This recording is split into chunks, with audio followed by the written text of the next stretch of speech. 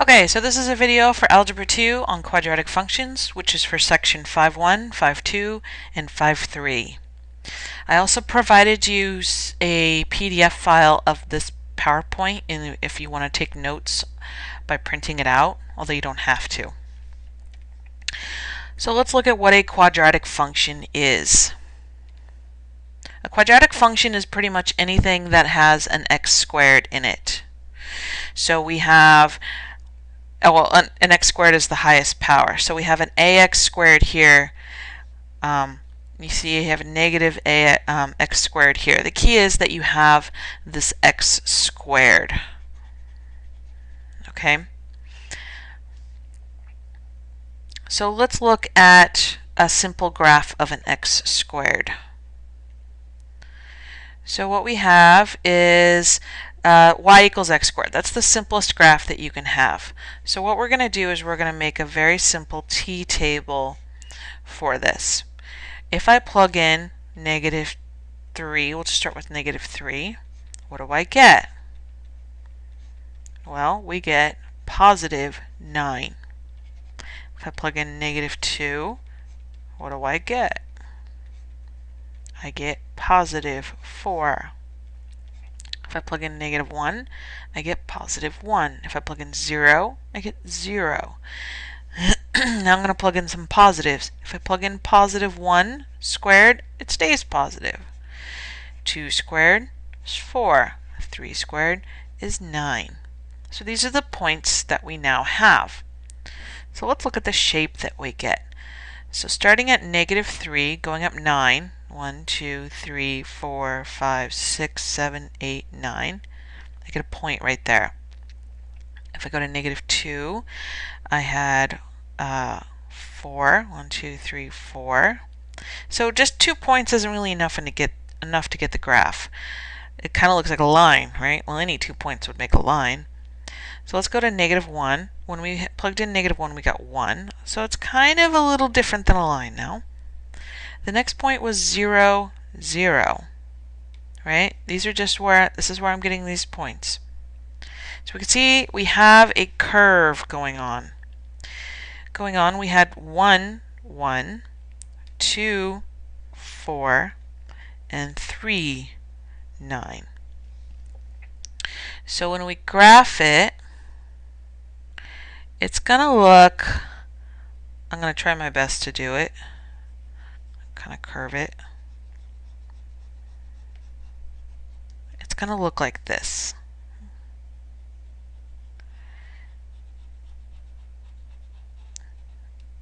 Alright, this is called a parabola. It's the shape of the graph.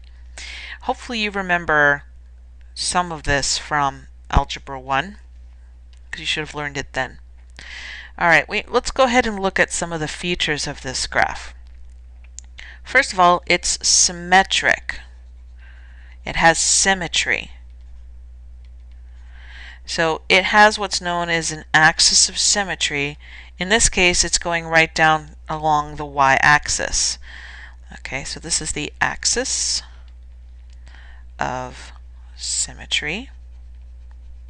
It's like a line of reflection, if you remember that from geometry.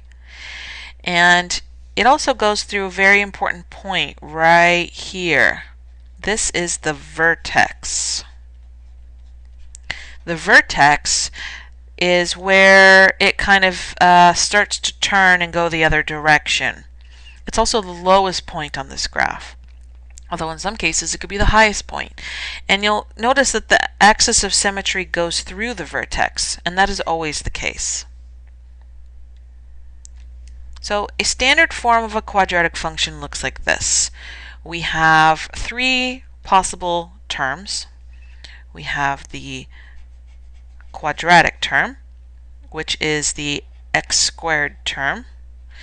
We have the linear term. It's called the linear term because if we just had a bx, it would give us a line. And then we have the constant term. It's just a number, which is another way of saying a constant. So let's look at how we find the vertex, which is the most important point. the formula you're going to use will find you the x part of the vertex. But remember, a vertex is a point. It's an x and a y. It's a where is it? So right now it's at 0, 0 in this graph, but it could be anywhere. So the vertex of the graph, to find the x part, we use this formula. Negative b divided by 2 times a. So the a and the b that we're getting are coming from our standard equation. The a is the number in front of the x squared term. Sometimes that number could be 1 or negative 1, and we don't see the 1, but it's there, right? If we multiply by 1, we don't write it. And then the b is just the coefficient of the linear term, or what's in front of the x, and that's what goes there. The negative and the 2 and the division are all part of the formula. Now, in order to get the y, you need to plug in the x. You're going to plug it in this whole thing, whatever your equation is. So you plug it in here, and he spits out the y. Just like we were doing with the t-table. To get the y, you plug in the x, and you get an answer for the y here. Okay? So let's do some examples for finding the vertex. First, let's identify what is a, b, and c. So here, a is 3, b is negative 6, and c is 4. Now I don't actually need the c for this part. The c is useful for other things, but for right now it's not useful for the vertex at all. So the c actually has no effect on what the vertex is. You should keep that in mind. Alright, so my formula is the x is negative b over 2a. So in this case, that's going to be negative something over 2 times something. So let's figure out what those somethings are. So first I need the b. The b is negative 6, so I'm going to put that in right there. The second thing I need is the a. The a goes here, and that is 3. So I'm going to plug it in right there. Okay, now I just got to figure out what this is going to give me. These two negatives are going to cancel and give me a positive 6. 2 times 3 is 6. 6 divided by 6 is 1. So my vertex is 1, comma, something. In order to find that something, I've got to plug in the 1. I'm going to plug it in right here. So y equals 3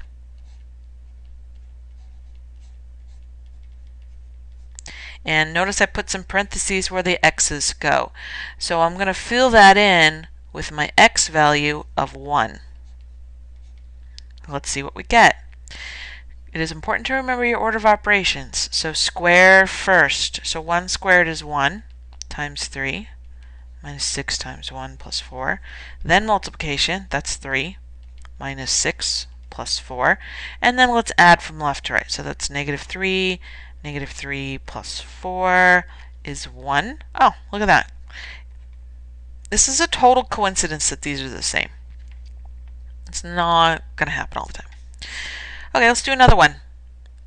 So we need to find our a, b, and c. Actually, remember, we don't really need c. So let's find our a. The a value for the second example is negative 1. We don't see the 1, but it's there. Our b value is gone.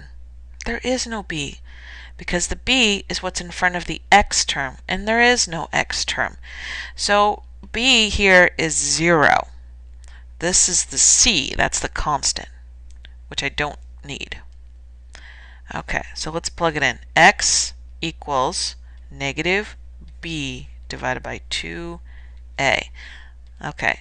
So if b is 0, I'm going to put that there, and a is negative 1, really this whole thing is just going to turn into 0. If you have a 0 on the numerator, it doesn't matter what's in the denominator, well, except for 0. The only thing you can't divide 0 by is 0. But that's not the case here. Then you just get 0. 0 divided by pretty much any number is 0. Okay, so x is 0. Great, so my vertex is 0, comma, something. So I need to figure out that something by plugging it into my function here. So it's y equals negative 0 squared plus 4. This is just going to disappear and turn into nothing, and I just get 4. So there's my vertex. Now some things that are going to happen to the graph that are going to be very similar to, say, an absolute value graph is going to depend on the a. So some things that are important, specifically the a. The a will determine which direction the graph opens.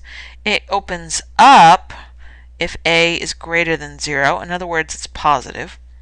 It opens down if a is less than 0. So just like we saw with an absolute value graph, the v's, right? But these are not v's, they're u's. Alright, so this would be a is positive, this is negative, positive, negative. Now the shape of the graph will become either narrower or wider, also depending on the a. It'll be narrower than the one that we just did, y equals x squared, which is the baseline one. That one's always going to be sort of what we're comparing things to. It'll be narrower if your absolute value of a is greater than 1. So absolute value of a would be like 2, negative 2. Negative 2, the absolute value is 2, and so they would have the same value of narrowness. Okay, it'll be skinnier the same way. So it doesn't matter if it's positive or negative. We're not looking at the negative, basically.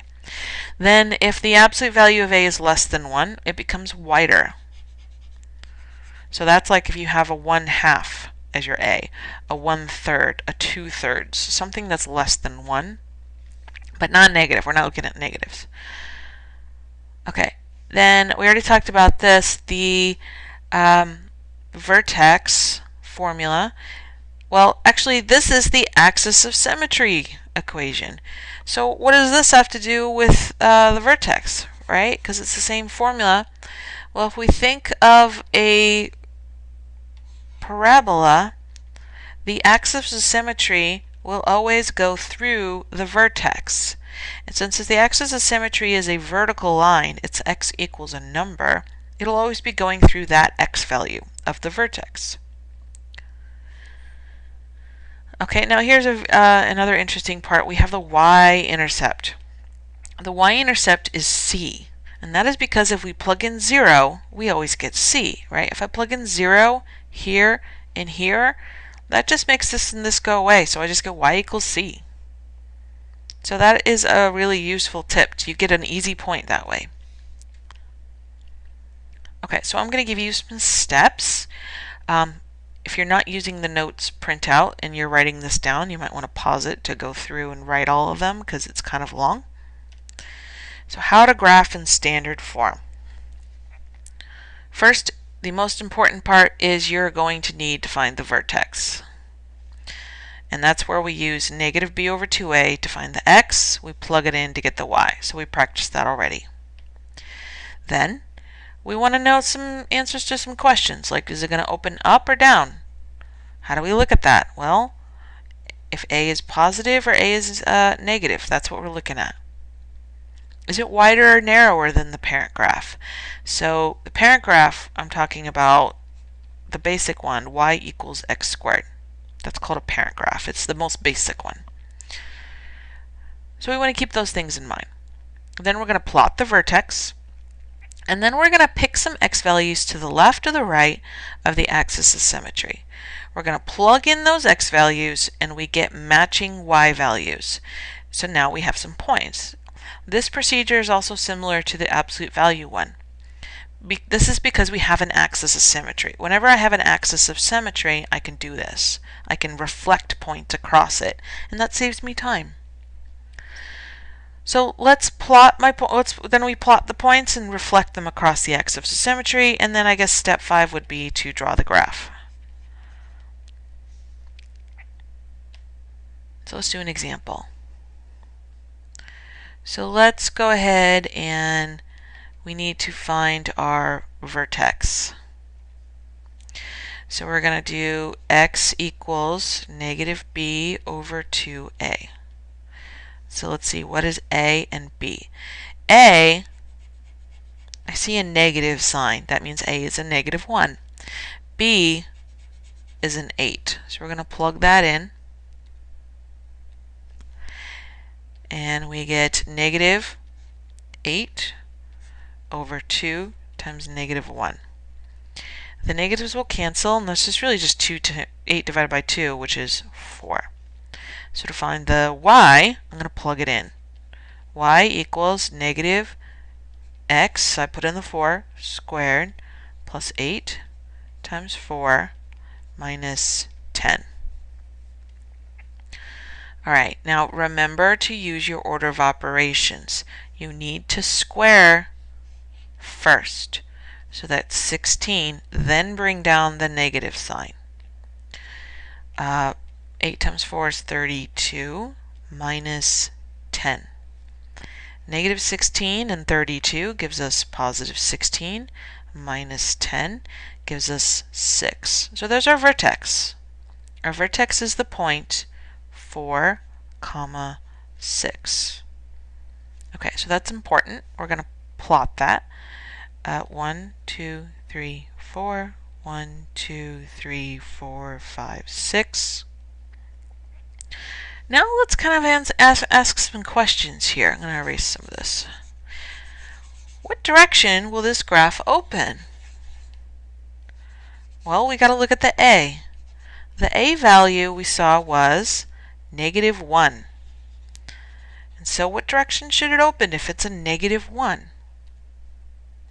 The answer is down.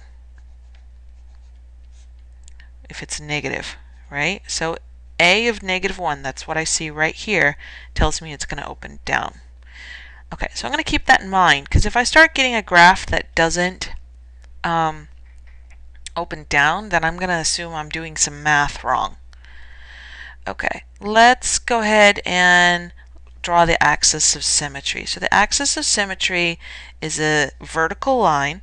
Now what I like to do is, as soon as I know it's opening down, I make my axis of symmetry only point down from the vertex. I don't go up here. I just go down. And that reminds me I'm opening it down. Okay, so then if we go back up to the steps, we need to figure out some points, and so we pick x values. Remember, you pick 2 x values to the left or to the right. Now, I also told you one thing about c. 0, c is the y-intercept. That is a really helpful point that we can use. So my c is negative 10. So the point 0, negative 10 is a y-intercept. So if I go to 0, negative 10, 1, 2, 3, 4, 5, 6, 7, 8, 9, 10. I'm going to put a dot right there because that is a point of this graph. So we only need really 2 points on each side other than the vertex. The vertex doesn't count to get a full graph.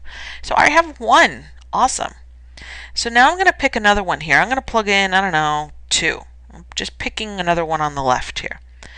So it's like I'm doing a t-table and I'm plugging in 2 to this function and seeing what I get.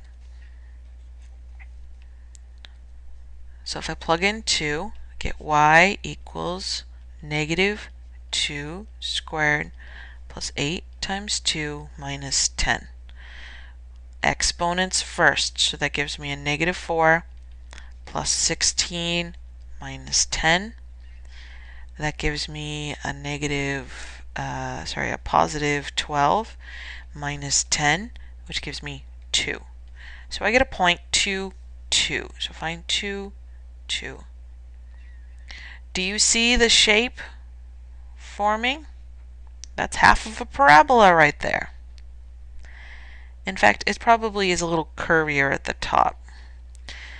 Okay, now we're going to reflect those points. If we look at the distance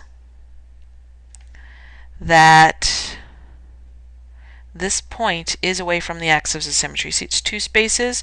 Go 2 spaces the other way. Put a point. You've just reflected it. Now over here, this is 1, 2, 3, 4 spaces away, so I'm going 4 on the other side. Put a point. Now, draw the curve for the rest of this graph. And there's your parabola. Let's try another example. So graph the function and then state the domain and the range. So let's find the vertex. So negative b over 2a. Now this one's a little tricky because you are going to have a fraction here, but it's not so bad.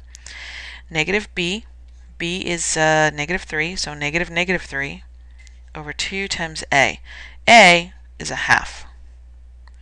So the 2 and the half just cancel and give you 1. So this gives you, if we cancel out the negatives, 3. Okay, so then we're going to plug in the 3. So 1/2 times 3 squared minus 3 times 3. Exponents first, that's going to give us 9 times a half minus 9. Make sure you multiply this first. So that's 4.5. Cut 9 in half, you get 4.5 minus 9 gives you negative 4.5. Okay, so if you want, you can go by halves, or you don't have to. You can just go by ones. So my vertex is at the point 3, comma, negative 4.5. So over 3, down 4.5. 1, 2, 3, 4.5.